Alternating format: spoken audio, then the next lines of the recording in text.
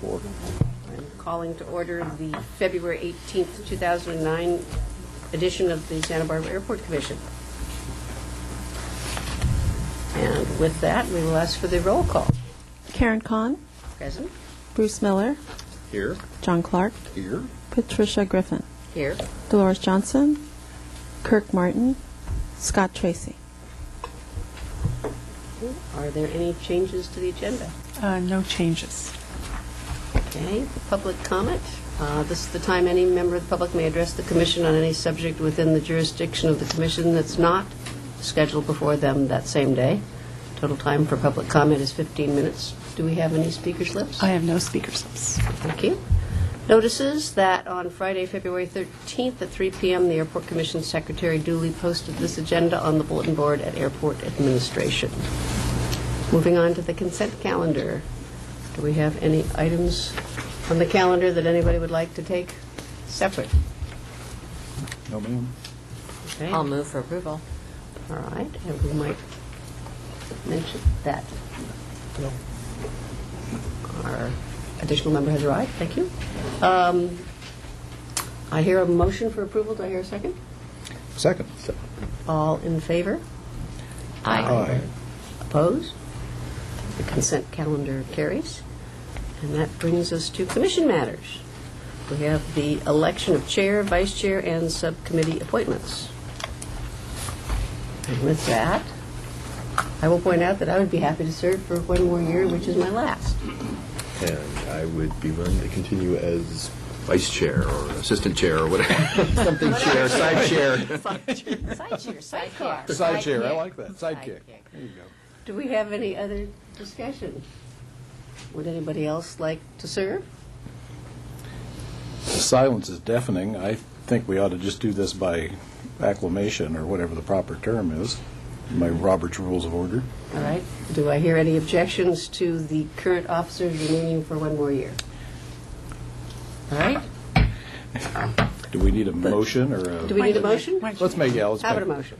How about a motion? I move that we reappoint the sitting chair and vice chair, Ms. Khan, and continue as it were. And Mr. What's his name? And sorry. I second. Helps. Good. All in favor? Aye. Aye. Opposed? Okay, the motion carries, which now brings us to committee appointments. And we have before us a piece of paper with some yellow open slots on some of our... Does anybody who is on a committee wish to change?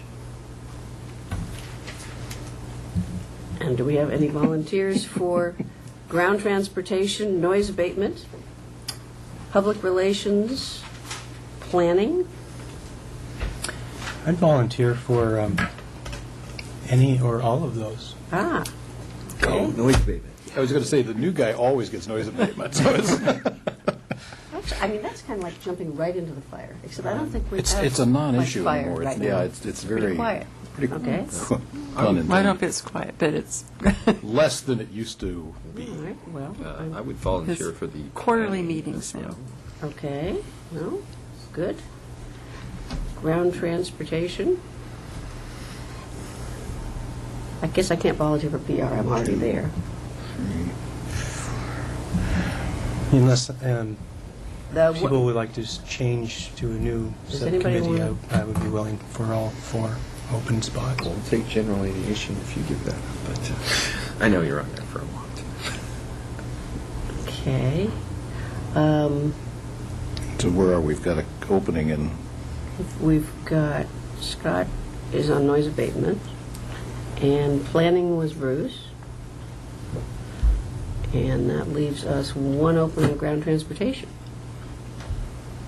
I'll take it. Okay. Great, okay. I think that fills the bill.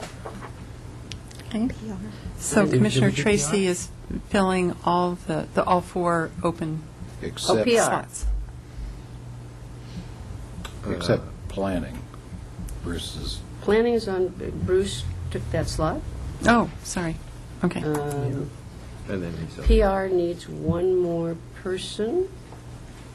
Did he just? I guess we don't Mr. have Tracy to have more volunteer than- for PR? No, you don't have to have 3.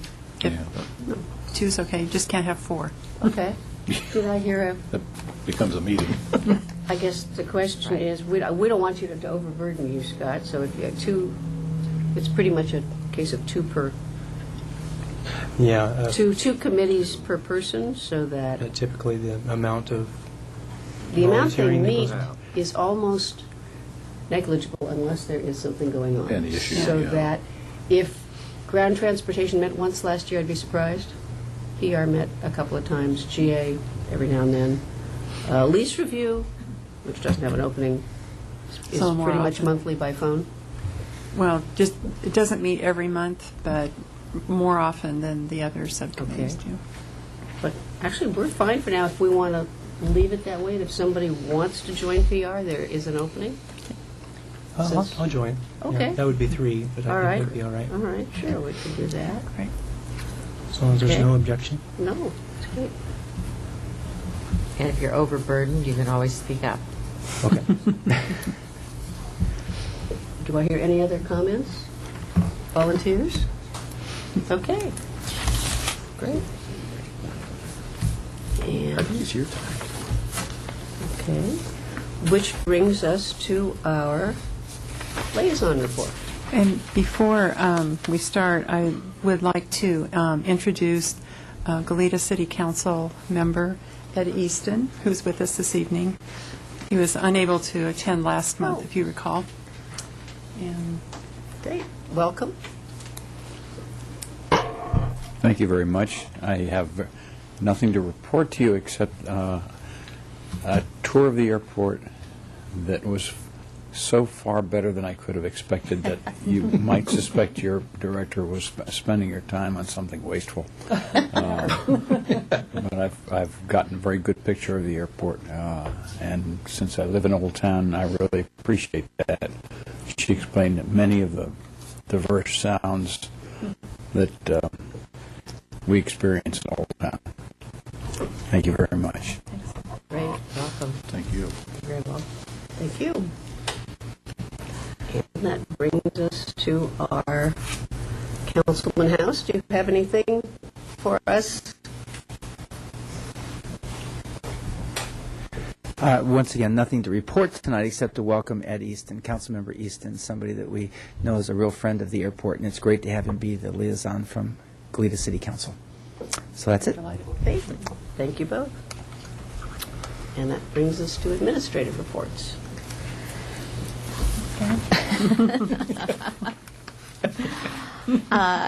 This agreement that's before you this evening is the culmination of about a year and a half's work. You'll recall that, well, first let me make the introduction, I guess, the recommendation, is that Airport Commission approve and authorize, contingent upon approval of a zoning change, the airport director to execute a 5-year lease agreement with one 5-year option with MAG Aviation Fuel, a partnership for construction and operation of a self-service fueling operation at 1600 Cook Place for a monthly base rent of $675 or 5 cents per gallon fuel flowage fee, whichever is greater. And as I was saying, last year or so, we went on a search for an operator to install and operate a self-service fueling facility on the airport, and that request had been made for several years by the general aviation community, and it was in particular expressed when the fuel prices started really skyrocketing. And so we went through the whole process to visit with our existing FBO operators to see if they were interested. They declined to participate. Then we did an RFP. We sent the request for proposal out to everybody that we could think of. We published it on the website. We also sent it to American Association of Airport Executives so that they could list it under business opportunities. We had a mandatory pre-bid meeting, and we had 6 companies show up, individuals and companies, to take a tour of the airport so that we could show them where the potential sites were, talk about the city's planning and construction process and those requirements, and for permitting.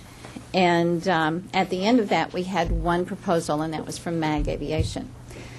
After the subcommittee, the selection committee, composed of airport staff and airport commission, and also a member of the Santa Barbara Advocates sat on the committee. We evaluated the proposal. It had some shortcomings, and so we sent out for more information to them. They responded. There were still some hiccups in the information, and so at the end of the first round, the committee recommended that we reject that proposal, and the airport began thinking about undertaking that process on our own. MAG called and asked for a meeting to sit down and discuss their proposal, flush it out, see what else we needed. We did meet with them, explained the shortcomings. They provided, once again, additional information and to our satisfaction and that of the committee. And then the committee recommended to the airport director that we award a contract or begin negotiations with MAG for a lease agreement. And so what you have tonight is that agreement. And they are proposing to put in a 12,000-gallon tank on the old former Forest Service ramp and have sufficient space around it for the planes to come in and take on fuel. And also, if they need to hesitate, they cannot park because there's no parking or overnight transient parking associated with this. It's just fueling. But they can hesitate, look at their flight plan, take a break before they take off. And MAG, as I said, will pay $675 a month for the space, or 5 cents a gallon. They will put up a $35,000 performance bond for construction of the site. We will provide them access to it through the agreement to the site to put in their improvements. And at the end of when their improvements are in and they're approved by the city, then their lease agreement begins. And they'll have a 5-year term. And if during that 5-year term everything works, we have no difficulties, then the city can issue another 5-year option. While we were doing this agreement and talking with our own planning staff, a zoning error occurred, or it didn't occur, showed up. Back in the days when we were doing the specific plan and the aviation facilities plan, a mapping error took place in which 4 buildings and a couple of hangars were in an area that was zoned for airport operation, or approach and operation zone, airport approach and operation zone, as opposed to aviation facilities. It had always been aviation facilities before. That's why those buildings were there. That's why the uses were there, like Signature, DHL, Flight Service Center, Forest Service ramp. Even a building off Cook Place is involved. So somehow, we're not exactly certain, but a line got moved. And when that line moved, it changed the zoning. And that was adopted by the Coastal Commission when we received our final approval of the aviation facilities plan. So to correct that error, we have gone to the Planning Commission and asked them for their concurrence. That's the first step, to do a mapping change. They approved and recommended it to City Council. We've gone to City Council. City Council has also approved and recommended that it be changed. And now we're looking to go to the Coastal Commission for a mapping error correction. That's in the works, and our planning staff is preparing documentation to submit to Coastal Commission to get on the agenda. Hopefully it will be a simple matter, since it was an error, and have that changed. If you approve the agreement tonight, then we will also go to City Council, because it's more than 5 years, so it requires an ordinance. And MAG Aviation has requested March 17th so that they could be in town and go to airport or to City Council in case there were any questions. So it'll be introduced on the 17th and then adopted on the 24th, and 30 days after that, subject to the zoning change, it would be in effect. So staff wholeheartedly recommends approval of this lease. Be happy to answer any questions. Are there any questions? I have a question regarding what they will actually put on their site. Are they putting more than a tank with the hoses and associated gauges, or is there any type of building, or just the tank? There'll be a small shed, would also be included. There'll be, obviously, they're going to have to trench for electrical and have the credit card process there. And but just a shed, I believe, is the only other thing that they were going to do, just a small storage facility. Okay, but as far as the general public is concerned, they will walk up to it, insert their credit card, pump their fuel, and go away because there's nothing else There. in the area for them. This That's is correct. non-manned. Correct. That's correct. They did work with or identified Red Baron to do the day-to-day check of the fuel and keep an eye on the facility, and also have made arrangements with a local mechanic in case there's anything mechanical that goes wrong with the facility. They will still maintain their offices in Hesperia. Seems a small matter, but do they take care of trash? Or does the airport provide trash service? I mean, hopefully there's going to be trash receptacles there. I'm sure we'll have trash receptacles. Right.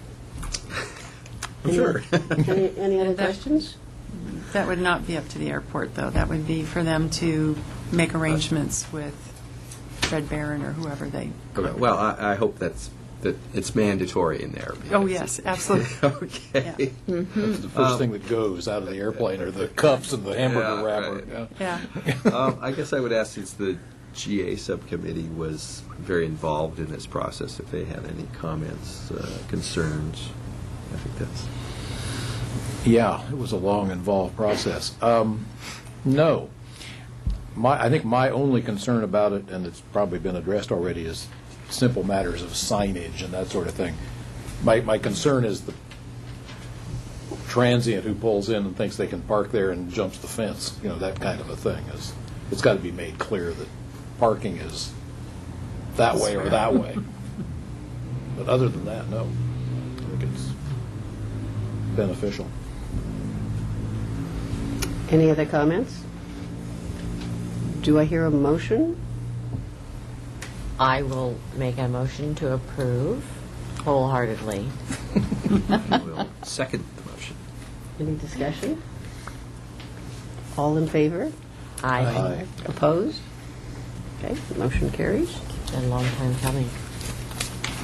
Now may the general aviation public use it, please. Yes. Hopefully there will be some good publicity generated to let them know about it.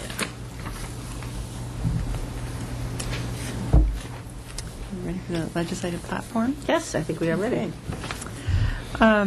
This evening, I'd like to present our proposed 2009 legislative platform for the airport and get any comments that Commission may have, as City Council is just, their legislative subcommittee is just beginning to review the legislative platform for the entire city.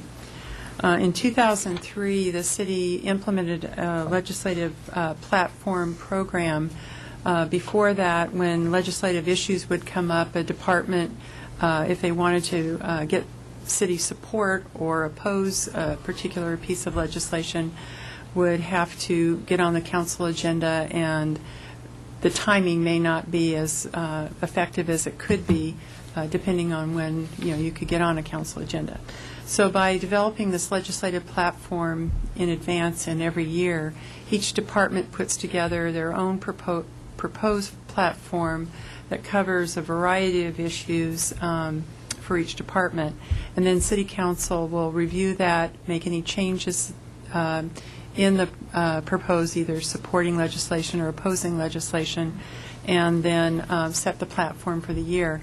So when an issue comes up, if it's already in the platform, then the department can request that the mayor send a letter in support or opposition, whatever the platform indicates, and get it out in a more timely manner so that our legislative efforts are more effective. For the airport's proposed program for 2009, it's virtually the same as it was in 2008, with a couple of minor changes. There are 8 different categories of legislation that are in the airports program. They're funding, safety and security, environment, air service, transportation, infrastructure, planning, rental car concessions, that was kind of an oddball topic, and education. The 2 changes that we added this year, and again they were minor, was one under funding and was support legislation reauthorizing the FAA and Airport Improvement Program. We added in the first bullet to increase AIP funding and maintain or reduce the 5% AIP match requirement. FAA in the legislation had temporarily put a 5% match instead of 10% match, and we would like to keep that 5% match, or if they wanted to fund 100%, we would accept that as well. So we inserted that little change to cover that situation. The other addition was down about, let's see, 7 supports under funding. It's support the elimination of the alternative minimum tax, AMT penalty, on airport private activity bonds. We had something similar in the past in that we wanted the airport bonds to be reclassified as governmental instead of private activity. And this is an issue with our bonding of the airline terminal. If you'll recall, we've discussed this in the past. The bonding on the terminal are classified as private activity bonds because even though it's a public building and for a public purpose, we lease to, and there's activity inside the commercial airlines that are private commercial activity. So the interest rate is higher on those bonds because the people who buy the bonds have to pay tax on their interest earnings on the bonds. So you pay pay a little bit more of a premium in that case. Well, with the current stimulus package that was just approved, the AMT has been waived for 2 years or eliminated for 2 years. So that's a very good situation for us. But anyway, that was sort of the background of why we added that particular topic. All the other topics are the same, as I said, as last year's platform. If you have any questions or you can think of any legislative matters that we should add, I'd be happy to entertain those or hear about those. What are our total PFC, passenger facility charges at this point? I notice you're looking here to, you're eliminating the cap. I'm just wondering what we're paying. $4.50 is the current cap, and our American Association of Airport Executives has been lobbying long and hard to raise the cap since the inflation and the cost of construction has, increased tremendously since the $4.50 cap was passed into legislation.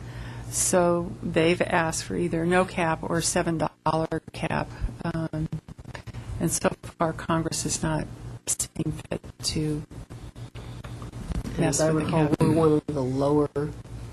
No, we're at the top. I mean, we're at the maximum. Okay. I guess I have a question on this process in general. I think it's great that the city wants to kind of establish this platform. And these are really just bullet points. And really, it's all about the details. So take any particular one of these. How, in practice, does that go forward in terms of supporting legislation to achieve one of these planks in here? And who defines, I'll just grab one, support equitable distribution of jet fuel tax revenues. Who defines what equitable is? How is that carried forward?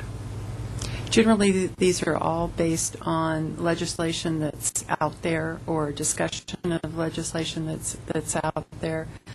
So the issues are generally fairly well framed already, not by the city or by the airport, but by legislators or private groups wanting to propose push forward legislation. Right. Well, I understand that there may be legislation out there. We as a city have decided that we want to support X. Who decides if that legislation achieves that goal or not? Do we have our own legislative analysts, and do they then seek feedback from the airport, or?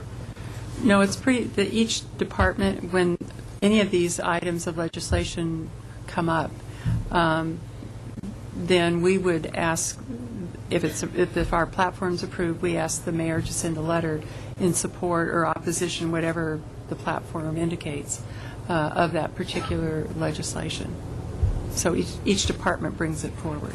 Okay. So basically, the airport then would evaluate legislation and see that it achieves this particular goal, and then asks Right. that the council support that. And if there were legislation that came up that was not on this list or was kind of contrary to what was approved by council, then we would bring it forward as a separate item on the council agenda. Councilman House, did you have a comment?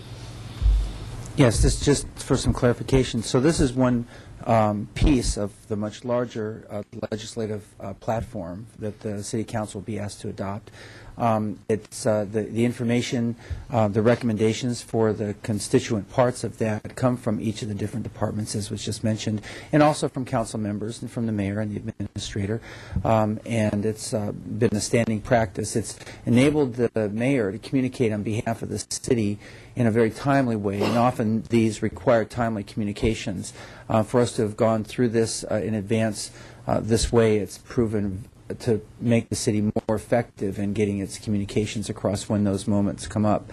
So just to true up a little bit of what you thought you heard there, Bruce, I think the main thing is that not every one of these would go back to City Council. In fact, that's the purpose of this, is that once we really look this over, and with the recommendation and support of all the different boards and commissions, it would be unlikely that one of these would come back unless it was really substantive and had some real meat to it, and we had the time to do that. So an example, I think you have one on here where it's almost like the mandated cost reimbursement kind of thing. If we could get the reimbursement for the costs that are mandated by the federal government for, say, some of the aspects of TSA, you have a line in here. If there were an opportunity to jump on that, you'd want the mayor to be able to write a letter in support of that, as an example. So that's the function of it, and it's well informed, certainly by all the boards and commissions and by our staff. And I think pretty much our staff and the administrator are the analysts in the sense that you were just talking about when one of those situations would come up. So it streamlines the process rather than having to wait for the next council meeting and put it on an agenda. Well, if you think about how long it takes to actually get something on an agenda, it's what this became really very pragmatic. And also, if you look at what our legislative platform is, it's pretty non-controversial. I mean, it'd be surprising. We'll see. It's pretty often that we'll have a unanimous support of not like every single little piece of every little thing. Everybody agrees with 100%, but the direction of it is the direction the city's moving. And then with discretion, the mayor and the staff are able to respond. And I just actually on the one that you had just talked about, see if I can find this. It had been already an established platform item that to support reclassification of all airport bonds as governmental instead of private activity. That's not a new item. No. That was before. And then the one that you were just mentioning about the alternative minimum tax, AMT penalty, that was the new item that you were adding. To true that up. Correct. Okay, very good. And I think council really... Well, I guess we knew it would happen. The passenger count for January is down 9.4% compared to last January, and that's pretty much what we're seeing across the country in terms of passenger usage being down. Karen, excuse me. That item required a vote. The legislative platform? Review and comment. Just review and comment. Oh, and recommend. Okay, good. Have a motion? Do we have a motion to accept the legislative platform? Recommend approval. Second. All in favor? Aye. Aye. Opposed? Carries. Thank you. Under air service, as you know, our Dallas flight is going away in April. A representative from the American Eagle corporate office came and met here with members of the business community, our mayor, the mayor from Goleta, and explained what was happening with the that particular flight, and assured everyone that American Eagle was not going to leave Santa Barbara Airport entirely, as happened at San Luis Obispo. So I think it was good and reassuring to have someone from their corporate office come and, have them say that American Eagle is committed to the Santa Barbara area. However, we are losing Dallas, and we will continue to keep up with American Eagle in terms of trying to convince them to come back, especially once the economy starts turning around, which could be a couple of years from now in terms of the airlines recovering. The other thing that I wanted to point out was that our gift shop is moving back to its former location. If you'll recall, when ExpressJet started service with their Sacramento service, we relocated the gift shop to a portion. We carved out a portion of SkyWest passenger hold room and relocated the gift shop there. It was not an ideal location. It was a lot smaller than their former location. Now that ExpressJet has left, we're going back to the way it was, and the gift shop will be back in its former location, and we will expand the SkyWest hold room back to the size it was. So I'm sure the passengers that are squished inside the SkyWest hold room will appreciate it, and I know the gift shop will. So that should happen in the next month, to have that relocation. On the airline terminal project, we're going to the City Council Finance Committee next Tuesday? Yes, 24th. That's right, it's the end of the month already. To discuss the terminal financing, and basically what the finance director is going to present is having see if the finance committee is amenable to recommending to council that the city kind of provide the funding loan the airport the money for the funding for the terminal for a few months while the bond rates tend to be coming down at this point. And as I mentioned, the AMT bonds the AMT is not subject to the bonds that we'll be selling, to give us a chance for the interest rates to come down. And the indication from our financing team is that they are starting to drop a little. So with everything going hopefully the way it should, we'll be able to issue the bonds in the next, 90 to 120 days. And in the meantime, the city would loan us at an interest rate hopefully favorable to us and favorable to them to get us through that 90 to 120-day period, rather than lose the favorable bids that we have. And then we'll go March 3rd for award of the bids if Finance Committee is willing to recommend, that kind of bridge financing for the project. And Question. I see we have a couple of low bidders, Lash Construction and M Corporation, EMMA Corporation. How did those bids come into what we had projected? well, Lash Construction was. They haven't been awarded the bid yet, but they bid on the temporary improvements, which is the reconfiguration of the loop road and kind of setting up of the construction area for the new building. They've been holding those bids, their bid, for all these months until we could figure out what the timing was on the financing. Emma Construction was the successful bidder for the terminal building itself and the relocation of the historic building. That was about, what, 29%? 29 to 30% 30% under, and last was more than 25% under. Right. So the bids were extremely favorable. And I think city staff feels very strongly that we shouldn't let the opportunity to award those bids go by and have to rebid the project. So, and I think that was it for items that I wanted to point out. If there's anything else on the director's report that you would like me to report on, I'd be happy to. Does the delay in funding, is that delaying the project? Is everything on hold until either the city funds it or the rates come down?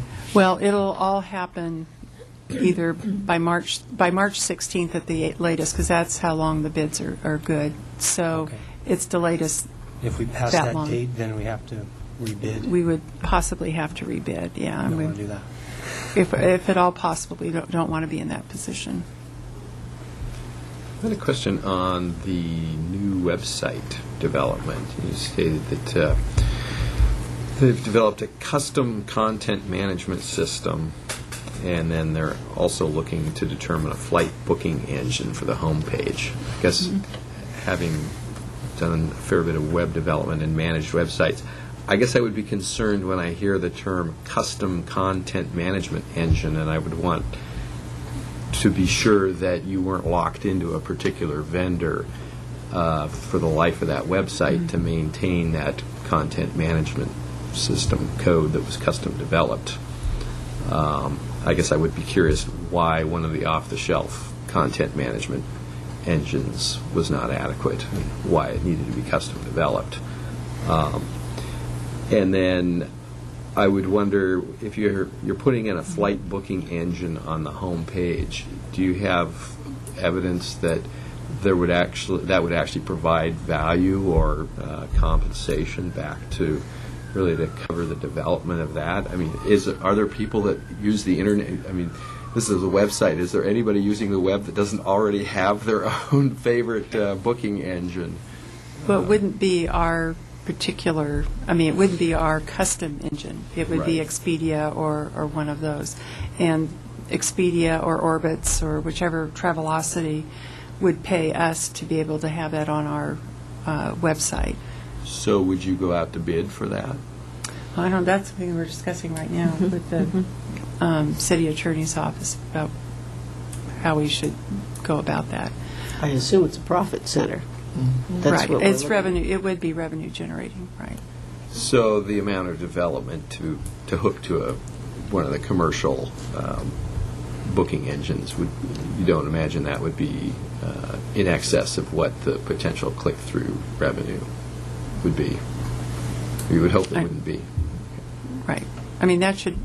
The idea was for it to help support the cost of the website and all that itself.